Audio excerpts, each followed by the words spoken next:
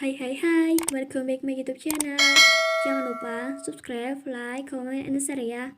Oke, next kita lanjutin ya ceritanya. Bab 15. Kematianku. Tak terasa hari sudah mendekati malam.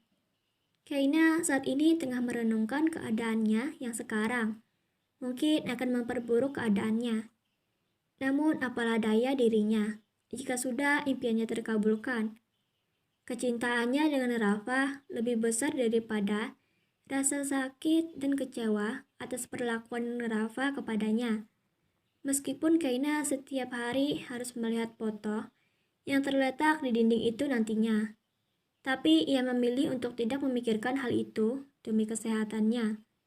Suka duka akan ia habiskan di dalam rumah itu, meskipun hal itu berat baginya. Tapi jika nanti ia sudah tidak tahan lagi, maka bersiaplah untuk kehilangannya.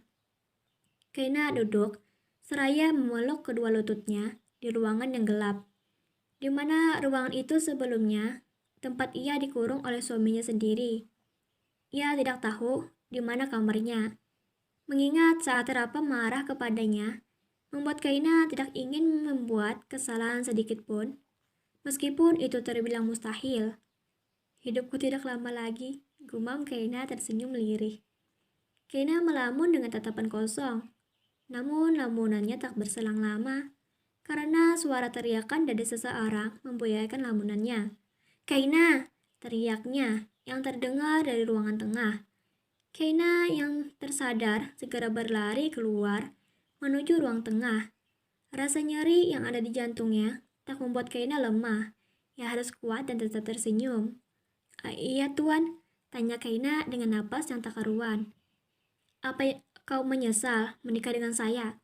Rafa menatap Kaina dengan sinis dan menutupi kebodohan Kaina yang sangat mudah termakan rayuan itu.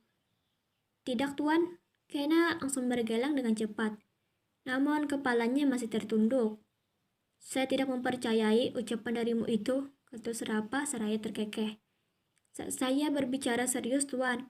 Saya tidak menyesal menikah dengan tuan. Sahut Kaina lirih di sela-sela meremas bajunya kuat. Kamu itu sangat naif, kayak Ina. Mana ada wanita yang mau disiksa oleh suaminya? Sindir apa? Sakit. Tidaklah. Itu tidak membuat semangat Kaina patah. Apalagi saat mendengar kata terakhir dari Rafa yang menyambut dirinya sebagai suami Kaina. Meskipun kau bilang aku naif atau bodoh, aku tidak memperdulikan itu. Cacian atau makian yang akan kau persembahkan untukku nanti akan kuanggap sebagai angin lalu saja. Aku tidak akan dendam atau benci kepadamu. Tapi maaf jika nanti aku harus pergi. Bukannya aku pergi untuk mencari yang lain. Namun aku akan pergi saat kematianku tiba. Maka saat itulah aku akan pergi untuk selamanya, gumam Kaina dalam hati. Rasa sakit yang ia hadapi saat ini tak sebanding dengan rasa sakit yang akan ia buat nantinya untuk semua.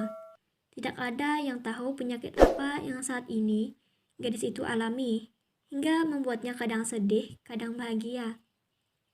Sedih akan meninggalkan semua orang nantinya, dan bahagia karena bisa bersama dengan orang yang dicintai di saat-saat menuju kematiannya. Saya tidak merasa bahwa Tuhan menyiksa saya, ucap Kaina, seraya tersenyum menatap nanar wajah suami tercintanya. Ia tidak memikirkan hukuman apa yang akan ia dapatkan setelah ini. Yang terpenting, ia bisa menunjukkan senyum tulusnya kepada suaminya itu. Jangan senyum, bentak Rafa. Namun gadis itu seakan tuli. Ia masih saja tersenyum menatap Rafa. Mata Kaina mulai berkaca-kaca, namun senyumnya tak pernah pudar. Apa kau tuli? Mencengkeram dagu Kaina dengan kuat. Ya, aku tuli. Bahkan aku akan menganggap angin lalu jika kau menyiksaku nantinya. Saut Kaina tegas, seraya tersenyum dengan air mata yang menetes. Bodoh, kau wanita yang sangat kejam. Kau membunuh calon tunanganku, dan kau tidak merasa bersalah sedikit pun. Seraya menghempaskan tubuh Kaina, sehingga membuat Kaina tersungkur ke lantai. Dek, membunuh. Meskipun Kaina kejam, namun ia tidak akan membunuh seorang wanita. Semasa ia menjadi seorang mafia, ia sama sekali tidak pernah membunuh seorang wanita. Jika itu ada, hanya anak buahnya sajalah yang membunuh. Hal itu juga pasti ada sebab. Apa Rapaku tahu, kalau aku seorang mafia, dia pasti semakin benci kepadaku, lirik Kaina. Aku tidak pernah membunuhnya. Kaina menutup sepasang telinganya dan tertunduk dengan kedua lutut yang menutup wajahnya yang sesigukan. Kau tidak perlu mengelak lagi, bodoh. Bahkan aku mempunyai bukti bahwa kau yang membunuh tunanganku. Teriak Rafa seraya mengepalkan tangannya.